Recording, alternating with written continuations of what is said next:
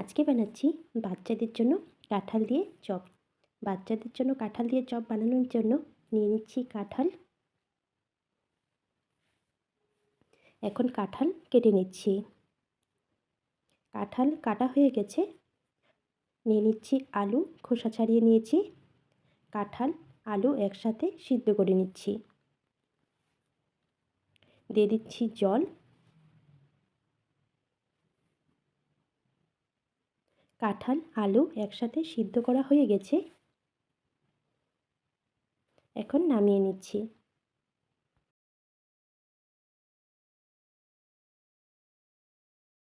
কাঁঠাল চাকু দিয়ে কেটে নিচ্ছি।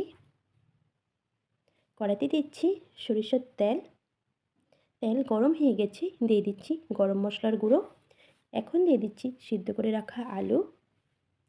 দিয়ে দিচ্ছি সিদ্ধ করে রাখা কাঁঠাল। আলু কাঁঠাল কিছুক্ষণ ভেজে নিচ্ছি।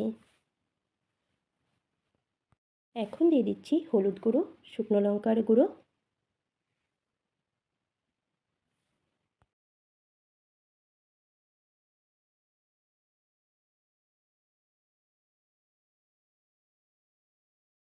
দিয়ে দিচ্ছি স্বাদ মতো নুন। মশলার সাথে আলু কাঁঠাল খুব ভালো করে ভেজে নিচ্ছি। দিয়ে দিচ্ছি ভাজা মশলা। আলু কাঁঠাল ম্যাশার দিয়ে ম্যাশ করে নিচ্ছি।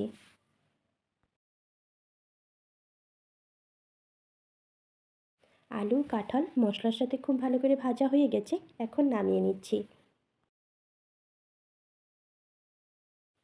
এখন হাত দিয়ে খুব ভালো করে মেখে নিচ্ছি। মাখা হয়ে গেছে, এখন চপ বানিয়ে নিচ্ছি। এইভাবে করে সবগুলো চপ বানিয়ে নিব।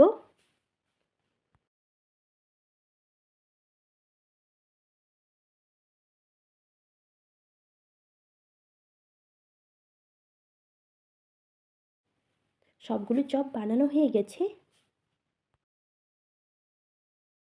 এখন নিয়ে নিচ্ছি কর্নফ্লাওয়ার। দিয়ে দিচ্ছি শুকনো লঙ্কার গুঁড়ো, গোলমরিচের গুঁড়ো, দিয়ে দিচ্ছি স্বাদ মতো নুন। ভালো করে মিশিয়ে নিচ্ছি। দিয়ে দিচ্ছি জল। জল দিয়ে আবারও মিশিয়ে নিচ্ছি।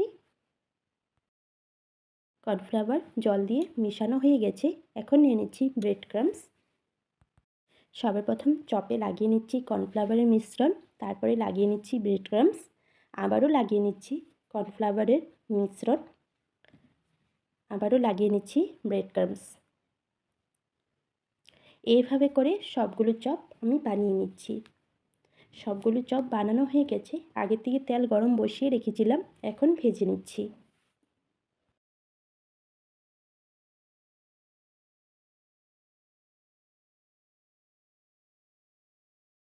চপ ভাজা হয়ে গেছে, নামিয়ে নিচ্ছি। একদমই সিম্পল কাঁঠাল দিয়ে চপ হয়ে গেছে।